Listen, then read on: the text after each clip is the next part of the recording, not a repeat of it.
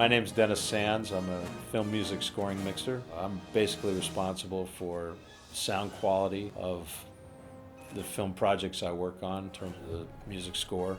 I set up orchestras, miking, any electronics, preamps, and then mixing, reverbs, panning. I actually started in the working on records, and I worked at a studio in Los Angeles, which no longer exists. It was called MGM Recording Studio, and it's the first time I ever saw a film score being recorded, and it was just the greatest thing I'd ever seen, and I knew that that was what I wanted to do.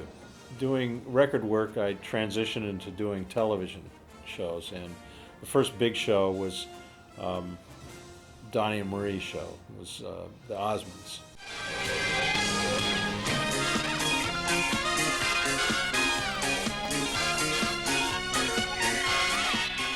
So every week we would record the band and then go over to the Osmonds' apartment that they owned in Westwood at the time.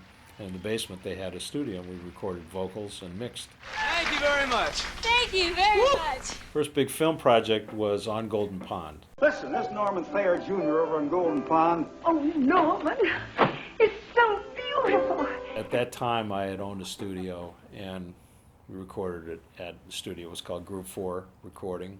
The composer was Dave Grusin. He's a really, really good guy, incredibly talented.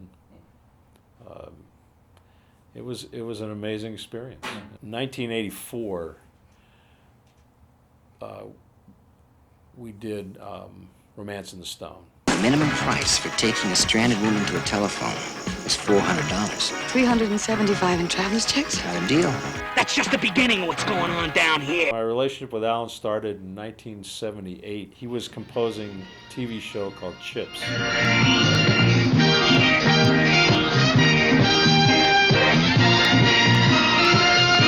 We had, I think, 12 strings, had a, horn section, drums, bass, guitar, and some percussion. We were the first studio in Los Angeles to create a contemporary sound and catered to both television and film.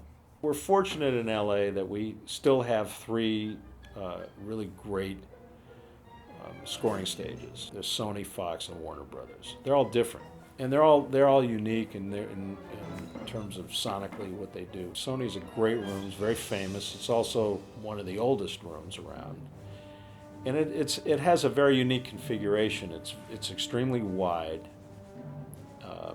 and also a fair amount deep. So you have this wonderful width to it, to the sound. You get a lot of size, a lot of dimension, more than any other stage. It has just a particularly unique and great acoustic quality. It's got just sort of a strange combination of hard and soft material on the walls, kind of masonite on the floor. It's not a great looking stage, but sonically it's spectacular. It responds tremendously well to brass because it's not too reverberant, so the brass is controlled. It still sounds big and rich and full, but controlled. You don't have a lot of brass bouncing around in the room. And there's also something magical about it.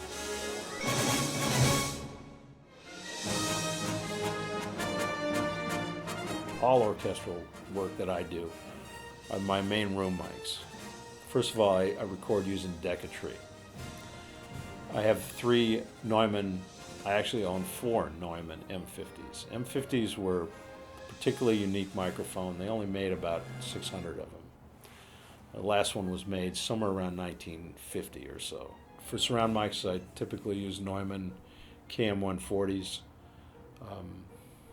sometimes Sennheiser 800s, depending on the room, etc. For the brass, for the horns, I use an AEA R88, which is a stereo ribbon mic, a particularly unique design as well. A great sounding modern ribbon mic. I also use that as an overall for the brass section. which is trumpets, trombones, and tuba.